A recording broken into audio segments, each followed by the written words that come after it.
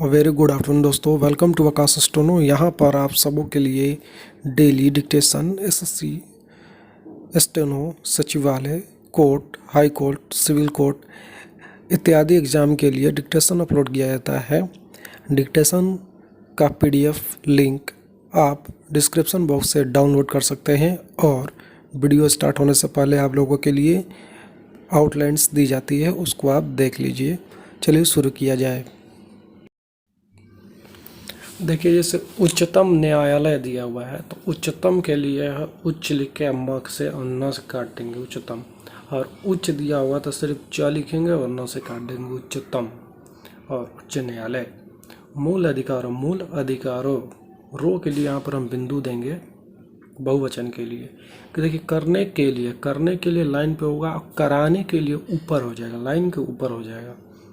ये आपको समझने में आसानी होगी। संवैधानिक व्यवस्था, संवैधानिक हो गया, क से काट दिया हमने, और व्यवस्था उसी में हमने लिख दी। यहाँ पे क से आप काटने की ज़रूरत नहीं है, आप इसको याद भी कर सकते हैं। वास्तविकता, वास्तव लिख के क से काट दीजिए तो त लगा सकते हैं, या फिर आपको इस तरह से दूसरा दिया वो उस तरह से भी आप लिख सकते हैं। दिखावटी, दिखावटी आप पूरा लिखिए, या फिर दिया वट का चिन्ह होता है उसमें आप बिंदु लगा सकते हैं। सार्थकता दिया हुआ है, रक्षार्थ, महसूस हो रही है, महसूस अलग हो रही है लंबा कर देंगे, उसका दुगना करेंगे ह को और उसके बाद बिंदु दे देंगे। न्यायाधीश, न्यायाधीश न ध स। आवश्यकता अनुसार, आवश्यकता का शब्द चिन्ह होता है अति आवश्यक, तो आवश्यकता हो गया, उसी का अनुसार उसी में सरा जोड़ देंगे। अति आवश्यक, जैसे अत्यावश्यक दिया हुआ अत्यावश्यक, आवश्यक का सब चिन्ह दिया हुआ सयक और उसमें अत्या जोड़ देंगे। उल्लंघन, उल्लंघन लाइन काट के हो जाएगा, लाइन पर रहेगा, उल्लेखनीय हो गया। अनुच्छेद 32, अनुच्छेद 32 आप इसको रिमेंबर कर सकते हैं क्योंकि अनुच्छेद के साथ आर्टिकल आता ही है। प्रतिकूल, प्रतिकूल वर्ड ही दिया हुआ है इसमें। अधिकारिता, अधिकार जैसे हम लोग लिखते हैं इसमें ता लगा दिए। सशक्त, स क त। तो ये था हमारा आज का आउटलाइंस। अब होता है मेन डिक्टेशन स्टार्ट करते हैं। संकलन 11, 80 शब्द प्रति मिनट की डिक्टेशन शुरू होगा 10 सेकंड बाद।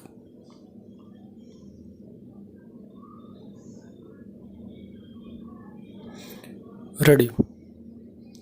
भारत के संविधान में दिए गए मूल अधिकारों के रक्षार्थ भारत के उच्चतम न्यायालय और प्रत्येक राज्य के उच्च न्यायालय को इन उक्त 5 रीटों की जारी करने की शक्ति भारतीय संविधान में दी गई है, किंतु हम जानते हैं कि आज भारत का निर्धन व्यक्ति अपने मूल अधिकारों की रक्षा कराने के लिए उच्चतम न्यायालय में नहीं पहुंच सकता। इस प्रकार भारत के गरीब व्यक्ति के मूल अधिकारों के लिए रक्षार्थ की गई वर्तमान सांविधानिक व्यवस्था वास्तविकता न होकर मात्र एक स्वप्न, कागजी अथवा दिखावटी व्यवस्था बनकर रह गई है।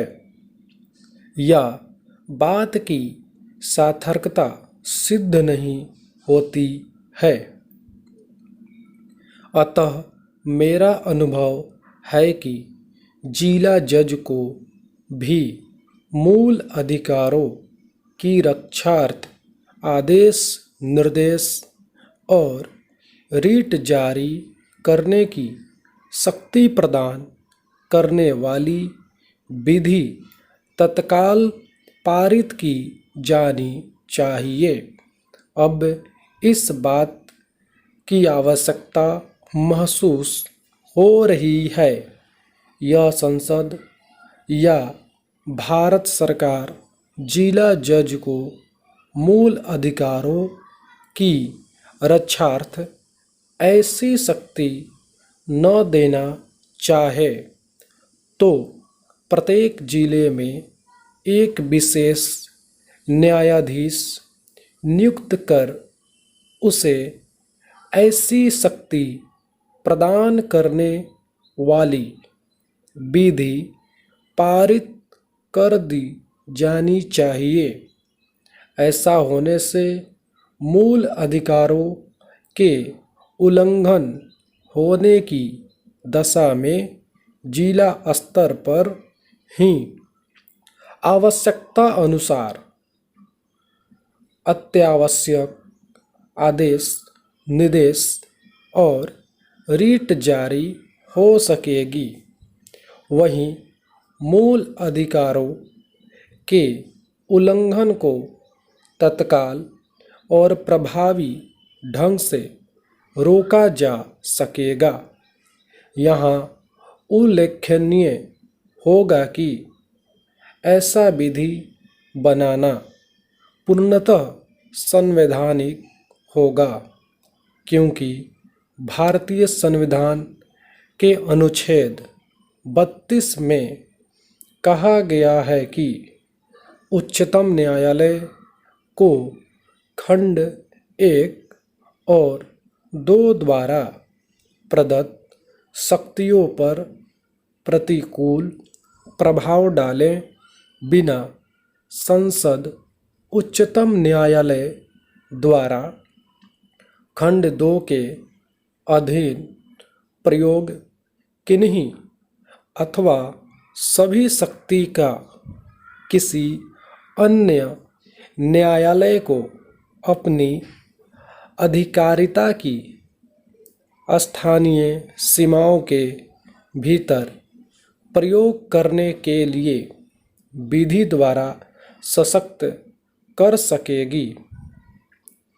ऐसा करने से एक पंथ दो काज नामक कहावत चरितार्थ हो जाएगी, क्योंकि ऐसी विधि जिसकी पारित करने की अनुमति अनुच्छेद 31 में संसद को प्रदान की गई है, इस चीज़ के पारित हो जाने पर जहां भारत के किसी भी निर्धन व्यक्ति को न्याय त्वरित गति से सुगमतापूर्वक मिल सकेगा, वहीं दूसरी ओर हमारे संविधान के अनुच्छेद 39 में दिए गए इस नीति निर्देशक सिद्धांत का भी पालन हो सकेगा